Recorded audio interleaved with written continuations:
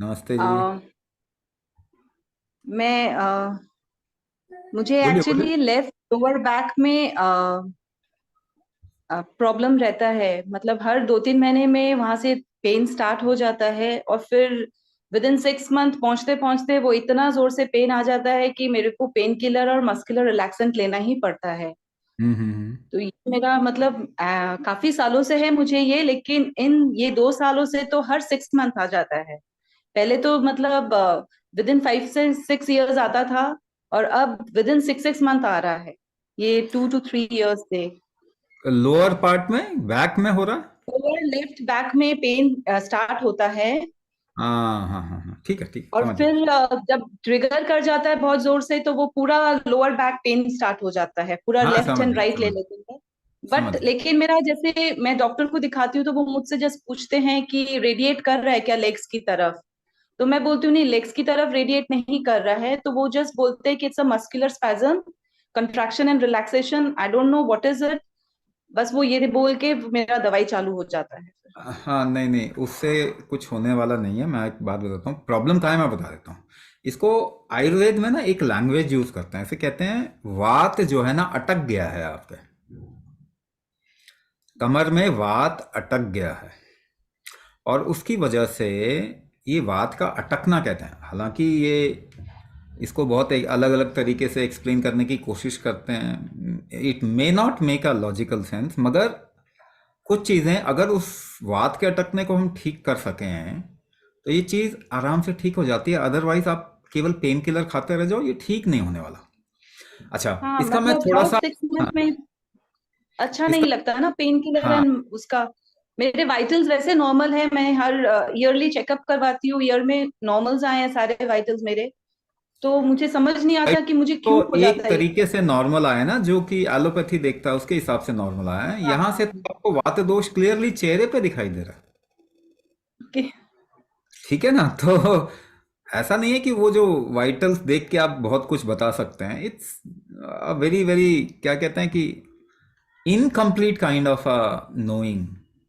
जी ज्यादातर स्वामी जी। बीमारी की नहीं होती ना, इसी वजह से तो नहीं होती, क्योंकि वो जो वाइटल्स दिखा रहे हैं उसका बहुत खास कोई इतना हम रोल नहीं होता। इनफैक्ट रिकवरी में रोल नहीं होता, मैनेजमेंट में थोड़ा बहुत वो इसको इस्तेमाल करता है। जैसे दर्द है तो दर्द कम कर दिया, शुगर बढ़ा है तो शुगर कम कर दिया। ठीक नहीं करेंगे ये। तो एक चीज देखिए, पहली चीज, जैसे मैंने बताया, लेफ्ट एंड राइट साइड का अलाइनमेंट तो बहुत जरूरी है ना। हम इसमें मर्म विन्यास करके एक प्रोसेस सिखाते हैं, उसके अंदर ये अलाइनमेंट, हम अलाइनमेंट का प्रोसेस देते हैं, तीनों अलाइनमेंट का प्रोसेस। इसे कहते हैं समर्पण हठ कुंभक। उससे बहुत सिंपल सा प्रोसेस है, और एक रेशियो में आपको ब्रेथ को होल्ड करके बॉडी को मूव करना होता है। उससे एक तो अलाइनमेंट हो जाएगा। दूसरी चीज, आपको टिप भी दे रहा हूं, मगर टिप से क्या होता है, थोड़ा आराम मिल सकता है, जरूरी नहीं कि ये बिल्कुल ठीक हो जाएगा।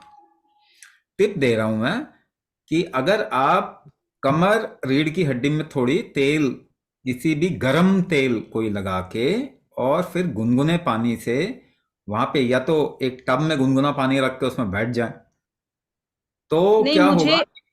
हम्म, Swami ji, I am sorry आपको इंटरप्ट कर रही हूँ। मुझे अभी 15 दिन पहले बहुत सिवियर अटैक आया था बैक का। तो मेरे मेडिकेशन से नहीं हुआ, मुझे इंजेक्शन्स लेने पड़े थे मैं उसके ही। और मैंने वो जो बेल्ट आता है मैं उससे सेक ले रही थी, उससे और ज्यादा बढ़ गया था मेरा पेन। नहीं नहीं, हॉट बेल्ट से नहीं, क्योंकि ड्राई सेक नहीं लेना चाहिए। ओके। ड्राई सेक नहीं, इसीलिए मैंने आपको पानी कहा है ना। ऑयल, पहली बात तो ऑयल लगाना है, कोई गर्म ऑयल लगा के, उसके बाद अगर गुनगुने पानी में अगर आप बैठ जाते हैं थोड़ी देर के लिए, तो ये रिलीफ मिलेगा। इसको ना अग्नि अग्नि कर्म भी एक चीज कहते हैं, उससे इस पे बड़ा, मगर अग्नि कर्म कराने वाले आजकल कोई भी नहीं है ना। ये कई लोगों को ना अटकता है, एड़ी में भी अटकता है। वो बेड से उतरेंगे, एड़ी जमीन पे नहीं रख पाते, ऐसा पेन होता है। कुछ भी करवा लो, पेन जाएगा नहीं।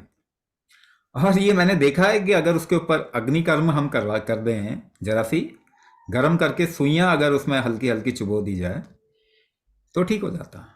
इसका मतलब क्या है कि वात अटकना एक फेनोमिना है, जिसको कि आयुर्वेद ने बहुत पहले रिकग्नाइज किया, एलोपैथी उसको रिकग्नाइज नहीं करता क्योंकि उनका कॉन्सेप्ट ही नहीं है इस तरह का, उनको समझ नहीं है इस चीज की, इसीलिए ये प्रॉब्लम भी सॉल्व नहीं होती है। तो हाँ। अलाइनमेंट करके, दूसरी बात, हम जब प्रेशर अंदर क्रिएट करके वात का शमन करेंगे ना, तो वो एक तरीका है जिससे कि इसमें रिलीफ मिल जाता है। ऐसे बहुत केसेस हैं जहां पे वात का शमन, मतलब वात अलग अलग जगह पे अटकती है।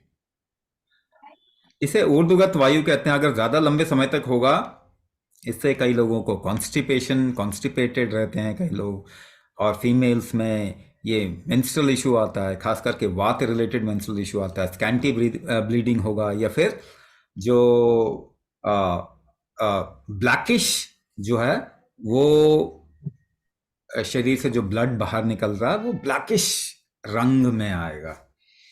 तो ये भी एक इंडिकेटर है, स्कैंटी या फिर ब्लैकिश कलर में अगर वो दिखेगा तो इसका ये भी एक इंडिकेटर है कि वात दोष आया हुआ है। ये लंबे समय तक नहीं रहना चाहिए। पहली बात तो किसी भी तरीके से इसमें हम और भी कुछ चीजें कर सकते हैं, आयुर्वेद में कुछ सपोर्टिव करते हैं, बट अंदर से अगर ट्रीट करना है तो कुंभक करना ही पड़ेगा, कोई और ऑप्शन नहीं। अलाइनमेंट और मैं कुंभक, ये दो रजिस्टर चीजें हैं जो करूंगी, मुझे करना हाँ, ही है, मुझे आई वांट टू रिकवर, हाँ, और इसलिए मैं दवाइयों रजिस्टर से तो कि आपकी करूंगी। खराब से और भी खराब होती जाएगी, बहुत जरूरी हाँ, पड़े। मतलब डॉक्टर्स ने तो ये बोला है कि ये ट्रीट नहीं कर सकते, ये पेन आएगा ही, बस थोड़ा सा एक्सरसाइज पे जोर रखो।